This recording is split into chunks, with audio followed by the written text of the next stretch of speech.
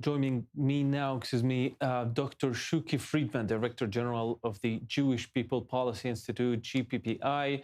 Hello, Doctor. How could this incident impact Jewish communities worldwide, and which steps should be taken right now in order to ease this negative consequences? First of all, the terror attack that happened in Sydney is actually the most severe and recent for the beginning of this millennium, and there have been some other attacks in the UK, in the US, in other places, but what we've seen and witnessed in Sydney in the beginning of the celebration of Hanukkah, which is the holiday of light, and really time for Jews to unite around the candles, is horrifying, and it's definitely have a tremendous implication, not only in Sydney and its community, but also for Jews around the world.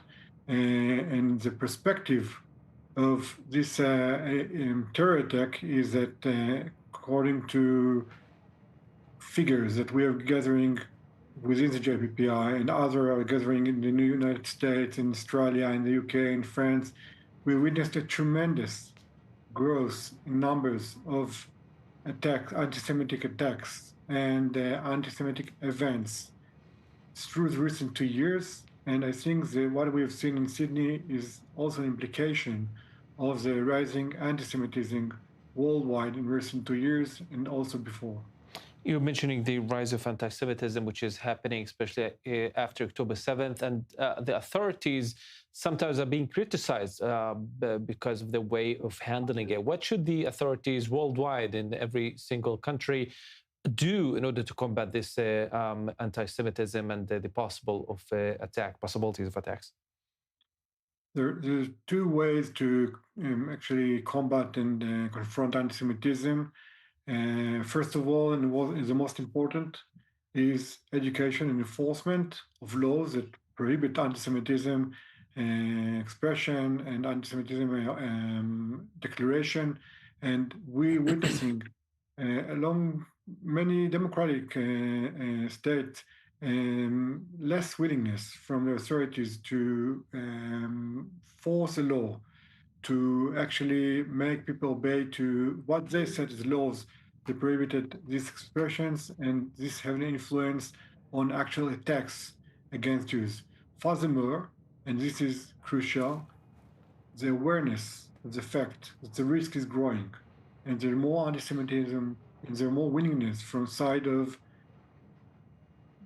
people that hate Jews just because they are Jews, to attack Jews physically and to even execute such an horrific terror attacks as we've seen in Sydney, is that police and the authorities have to protect Jews and to give them the security to express their Judaism and their way of life along streets and community centers and synagogues everywhere.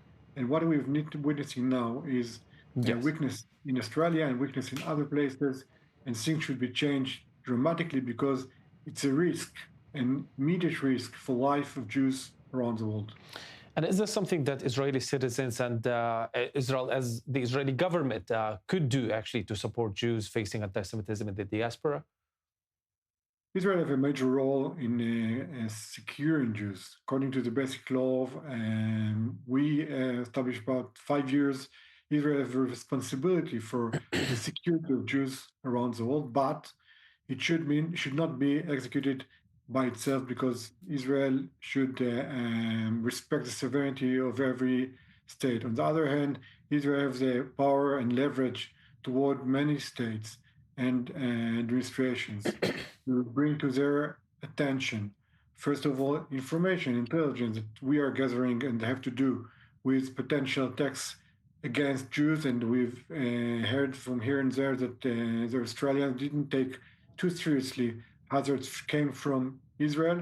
And also Israel have a role in leading this combat against anti-Semitism worldwide, because we're the state of the Jewish people. We have to secure Jews here, but we also have to figure out ways to ally with states around the world and to secure Jews over there. Dr. Shuki Friedman, Director-General of the Jewish People Policy Institute. Thank you. Thank you very much.